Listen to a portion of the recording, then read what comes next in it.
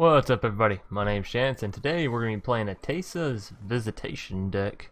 Now, a couple of streams ago I had this requested a lot, and I said that I was trying not to do it for a little bit, but I'm moving today, so I figured I'd do a deck that was easily able to be thrown together as I'm kind of pressed for time, but seems like that's par for course on our usual video. So nonetheless, didn't even do the deck tech.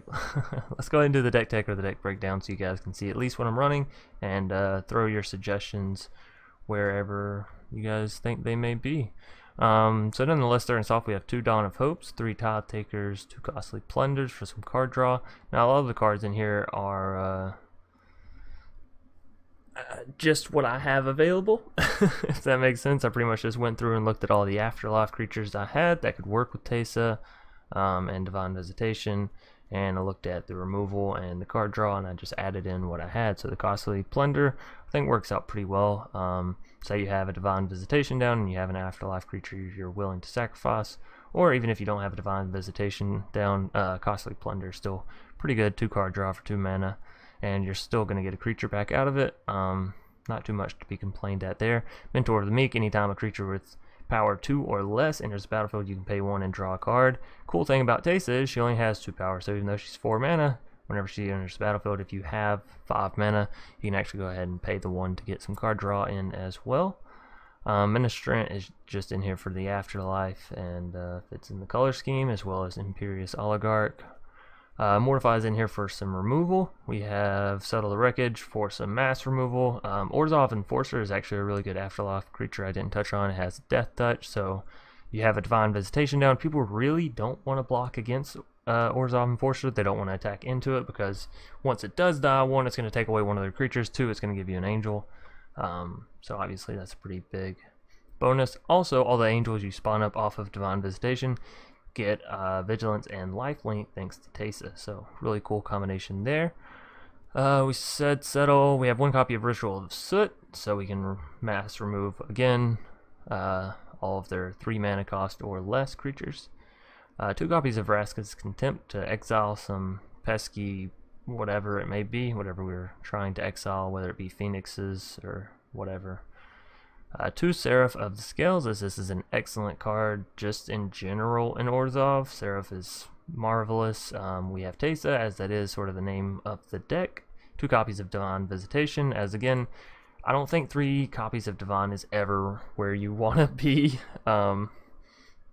So yeah, 2 copies should be fine. And then we have 2 copies of Ethereal Absolution, which can actually spawn you up more angels, as well as giving all your creatures +1/+1, as well as giving all your opponent's creatures -1/-1. So yeah, just an excellent card there. That's going to be our deck tech or deck breakdown. Ignore my lands as they're a little bit screwed. We are playing with 2 Guild Gates instead of just the 1 to simulate the 1 missed Oscillated Chapel, because this deck has a lot of double mana cost, and so I want to be sure that we hit it. So yeah, that's going to be the deck tech or the deck breakdown, and now we'll hop right into our games. And we're probably going to keep the games even if they're really terrible, so I do apologize for that in advance today. But like I said, I am very pressed for time, so nonetheless, we'll see how the deck does. Alrighty, and here we are up against Ghoster. Decent split of our lands. We have some more costly spells in hand, but that's alright. Orzhov Enforcer is a nice early creature, as again it sort of defends us well.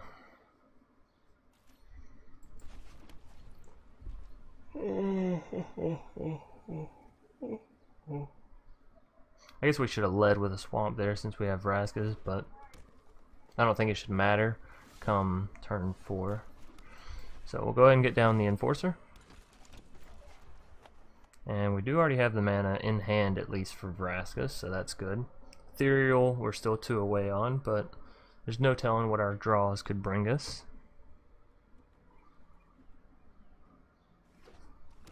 And we're up against Golgari. Golgari? Looks like an Undergrowth deck. Oh, whoa. It's playing some interesting things. Hostage Taker, Lazav, Phyrexian. All very, very interesting. We have a Mortify, and I think I'm actually just going to go ahead and use it here. Because their Glow Spore, they don't give a fuck about. They kind of want it to die, right? So let's help him out there. Let's go ahead and get it off the battlefield so we don't have to trade out our Death Touch creature. And the reason we play Mortify there is because if we don't, what do we do with that turn, right? We let him swing in, we block it with our Orzhov Enforcer, and then we essentially didn't do anything at all on our turn. Doesn't really seem worth it. Or we swing in, or they swing in, we costly plunder our Orzhov Enforcer, and we get down a 1/1 and then block out their Glowspore. Or Glowspore? Yeah, Glowspore Shaman. So sure, we get the 2-card draw, we get the trade, but then we're left with nothing on our side of the field. So it'd really be up to our card draw and what we got there. We can Vraska's the Wayward Sawtooth, but I kind of don't care about it. Like, I'd rather just get a Dawn of Hope down, try and get some things out with that. Wayward Sawtooth, can it? Okay, it can attack or block, so we might as well go ahead and swing in and end our turn. Get the damage ticking while we can. Yeah, hopefully Dawn of Hope will get the ball rolling a little bit faster for us. We'll be able to spawn up a creature token, and then we can costly plunder the creature token after we attack with it. More than likely, that's what we'll do. Really depends on what we draw into, though. Another land. Can't say I'm really disappointed in it, so yeah, let's just stick with the plan. Ill-Gotten Inheritance is going to be really annoying. All that tiny bit of damage we ticked away is now going to be counteracted. Oh, smacking stuff around on my desk. It's up to, what, 5, 6, 7 permanents down. He still needs 3 more. Path of Discovery. Waiting for like a Wild Growth Walker or something like that. We will go ahead and pay the 2 life, get down our Ethereal. Start dealing a little bit more damage, getting a little bit more bang for our buck. Now we can start also exiling creatures like Hostage Taker and Lazav and Glowspore. Get out some flyers for us. So things are looking pretty good in this game 1. Might have a way to deal with 1, 2 of our creatures, maybe some enchantments. What you got for me? Maybe he has Assassin's Trophy, because I can remove any non-land permanent. In that case, Ethereal probably would be your best bet there.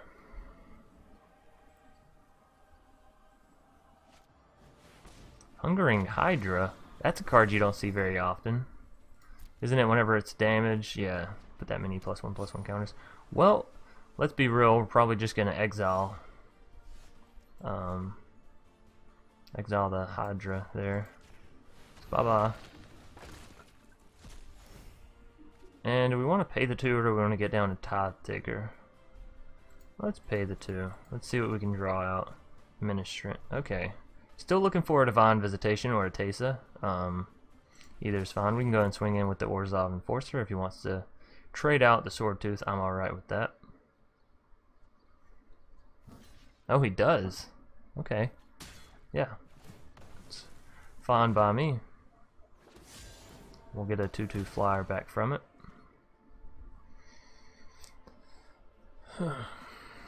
Cry of the Canarium. Not that big of a deal. Oh no. I mean, that's great for us, but oh no for him. We got a Divine down. So what do we do next turn? Probably Ministrant Costly Plunder, right? So we can instantly create 2 angels. We get 2 card draw. Things are looking up. We're actually up against Sultai, by the way. I never mentioned that change that happened. So yeah, let's go Ministrant. Let's go Costly Plunder. Let's wait for his turn.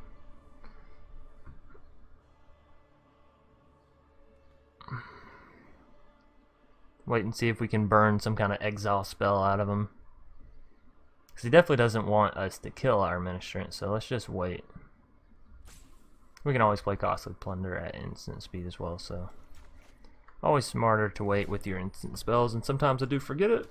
But and I haven't seen any counter out of him thus far, so Azoni. Okay. Sure. Thief of Sanity on top.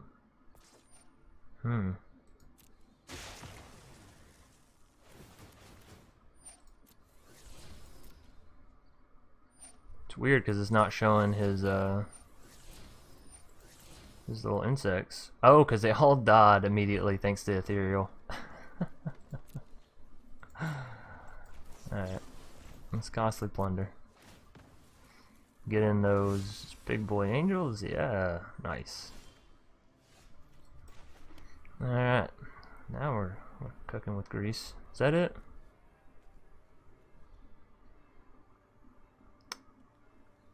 I mean, let's just save that, right?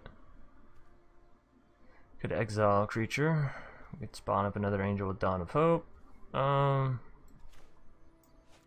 I say let's just get more units down on the board. He's kind of got to have an answer on this turn. I don't think Thief of Sanity is that answer, so I'm thinking we're going to be able to pick up a game 1 here up against a weird Sultai deck. Very weird. He will murder one of my angels. And then he's just going to scoop. Alrighty, so game 1 we will be picking up the victory with our Teysa's Visitation deck.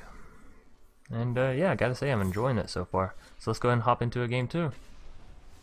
Alrighty, here we are in game 2 up against Silo Sobral? Silo Sobral? I don't know. Nonetheless, again, we got a decent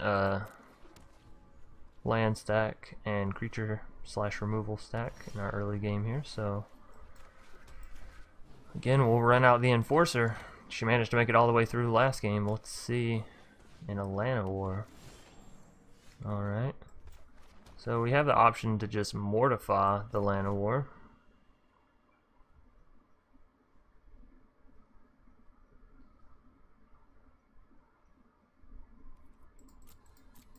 I don't think we want to.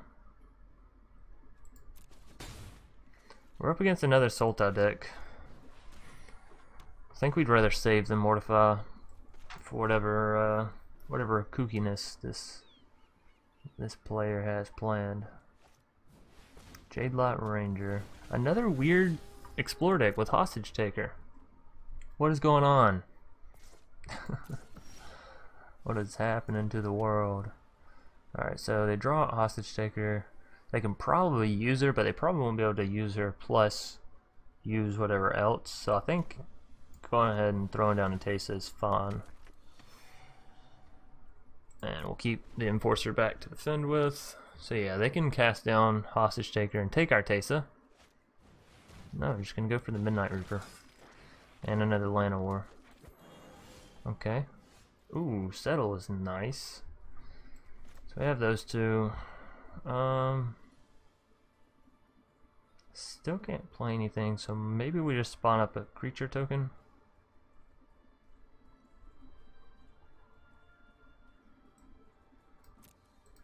Right, let's swing in with the Enforcer.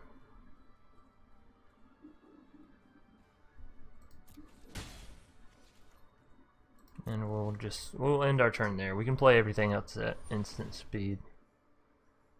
Okay, is that coming down on Teysa? Yeah. Alright, well let's just costly plunder her then. 2 lands. I don't know how I feel about that. We can costly plunder our Orzhov Enforcer and get a little bit more card draw, plus get a defender out. Let's see. He does attack with the Llanowar, so yeah.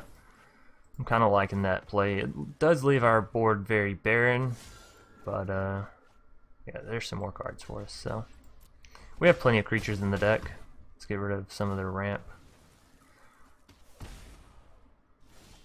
Card draw in their favor is certainly not where we want to be at, but I guess it's alright. We do have an Ethereal Absolution that can come down next turn. Play Teysa out, or we can play Imperious and keep mana up for Mortify, and I kind of like that. Imperious can block out the Choop and the Midnight Reaper. And if need be, we can mortify the Jade Light. Okay, so we're up against like a Sultai mid-range deck. He's got a Branch Walker. Thank God he doesn't have any Wild Growth Walkers out right now. Alright, because that could be scary.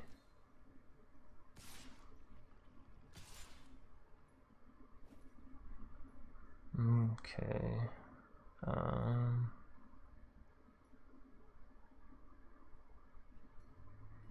We're going to play Ethereal next turn.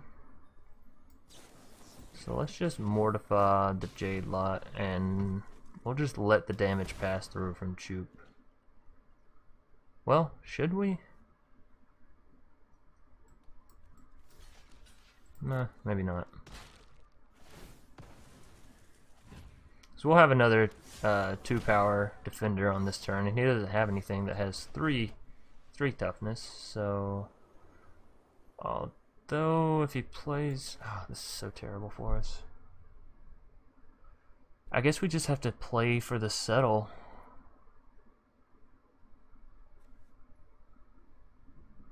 Alright. I want Ethereal Absolution to come down, I do, but if we Ethereal Absolution and he just decides to hostage taker my token, then he's got 10 damage on me. Yeah. See? That would have been a very bad play. Nice.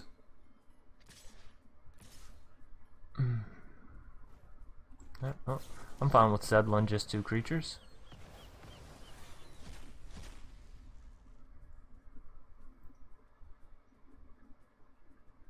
Now obviously that plays into his favor a little bit as his Krasis is now getting to come down a little bit bigger. Alright, let's play Ethereal Absolution. We can play another one come next turn actually and just kill his Midnight Reaper. That's kind of fun. Oh, nope, because there's the Vivian. Oh, of course. Well, we may not pick up this victory. That's just something we're going to have to live with. But there's another copy of Ethereal for you, buddy. We can go Teysa into Tithe. Tithe? I think it's Tithe. Now they can remove our Ethereal Absolution come next turn if they want to, and sacrifice out their Vivian Reed, which they probably will, right? Because Ethereal Absolution is pretty big. Yeah, I think this game's just over. Oh.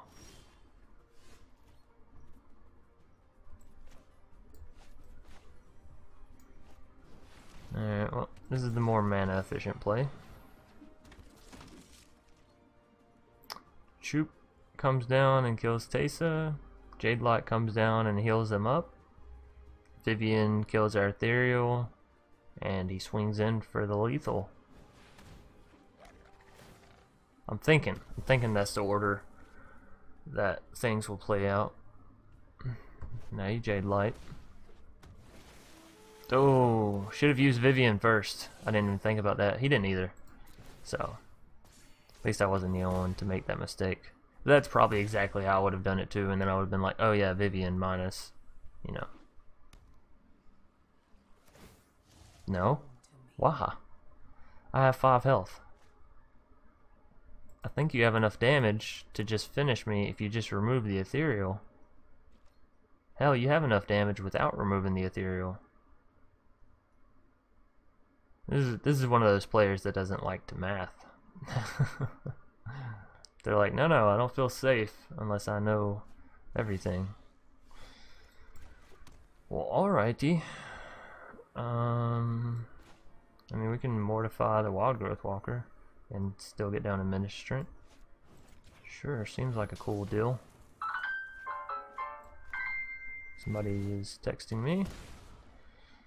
So I think he's actually done more damage to himself than what we have done to him.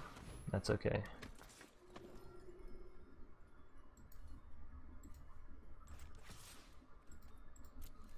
Yeah. Maybe we just go there. I was about to say, if he wants to take out Ethereal, he's going to have to block my Tithe Taker. Fine by me. It's a little bit more damage to him.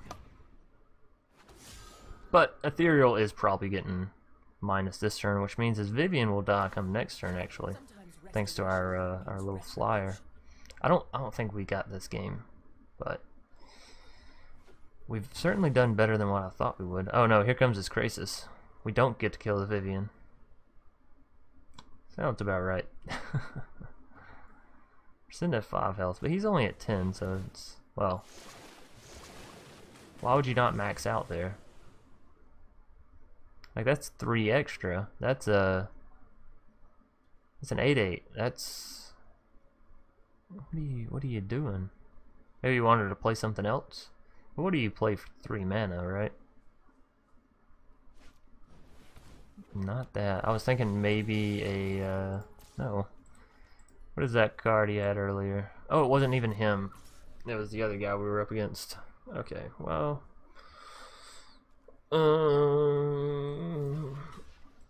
Let's just block like that.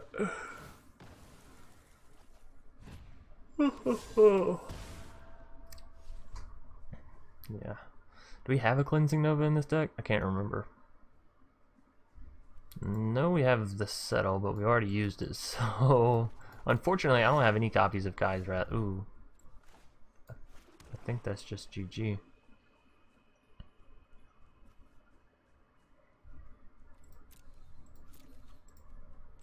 Alright, 1, 2.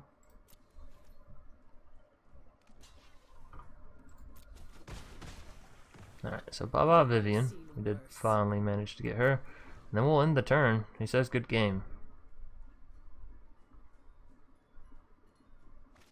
He must have... Oh, yep, that'll probably do it. Alright, good game, because Donovoke can't spawn in flyers, but we'll go ahead and throw down the 2 we were going to. Well, I guess not. I figured he would just hit resolve very quickly, but... Alright, let's get hit in the face from Krasis, and game 2 we're going to end up picking up a loss to Sultai mid-range. That's alright. I feel justified in that loss, like we held out pretty well, especially for him playing a very meta deck. So... yeah, nonetheless, we're going to hop into a game 3 here and then wrap it up for the day. Alright, and here we are up against Clev BR Fan 99. I don't know. Not sure there. I don't like that hand at all. This is just straight removal, but Lord knows I'm not going to mulligan to 5, so this is going to be our hand. Nope, I don't think we want another land. No more land in our hand. Give me some creatures, give me some fun stuff. Legion's Landing. Oh no. We're up against the mono white, as the kids call it these days. Well, at least we have a Ritual Soot.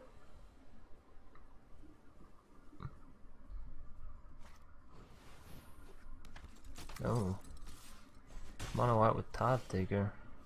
Alright, I see you. We just remove the Tithe Taker, he gets something back from it anyways. Maybe we wait and just Ritual Soot his ass. Yeah, let's see. Renalish Marshall? Oh. This is interesting. Alright, well, now I'm going to Tithe Taker him just because we have 3 copies of Mortify, so it's either that or taking out his Legion's Landing, and his Legions isn't really doing anything right now. Good old Johnny's Pride Mate.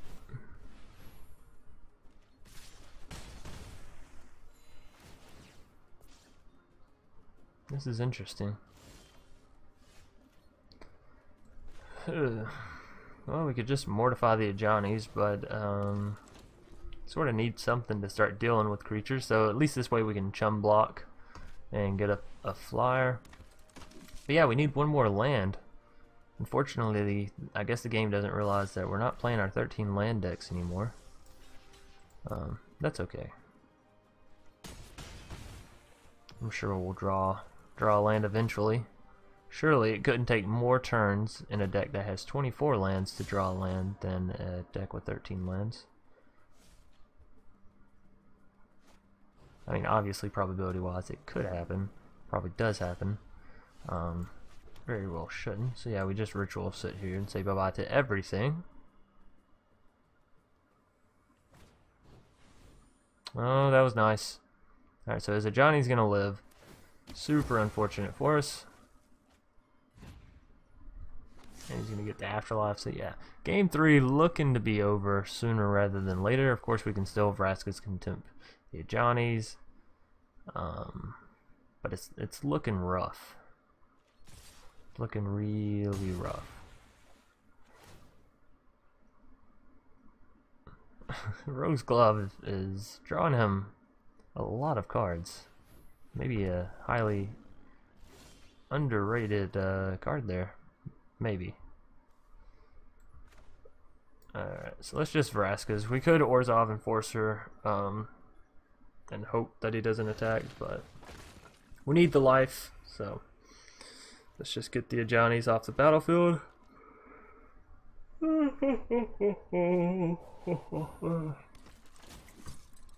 Excuse me for the yawn, by the way. And he's got another Pride Mate in hand. Swinging in for 3. We're on a, what, 1 turn timer? Maybe. Depends if he can buff anything else up here. But yeah, game 3 looking like a loss as well. That's unfortunate, but at least we did manage to pick up 1 win with our Teysa Visitation deck. Ooh. Well, let's go and get down both Orzhov Enforcers. And, I mean, I guess we can mortify the Spectre come next turn. Or Spirit, so not Spectre, I'm sorry. The Spirit. I mean, we could come back, because we do have the life link from Teysa on our creature tokens, but it's gonna be scary. Oh no. He has the Dauntless on the Ajani's as well. It is mono white. But he's not playing History of Benalia, so.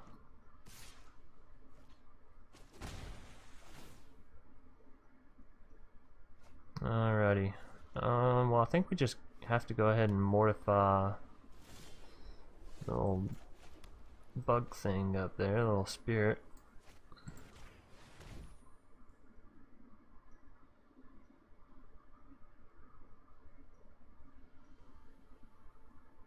Just thinking. That 1 damage just flying overhead has actually cost us a whole lot of health, so yeah. He can swing in with the Ajani's here, but of course we'll block that out. Another Dauntless. Ugh, and it went on the Ajani's.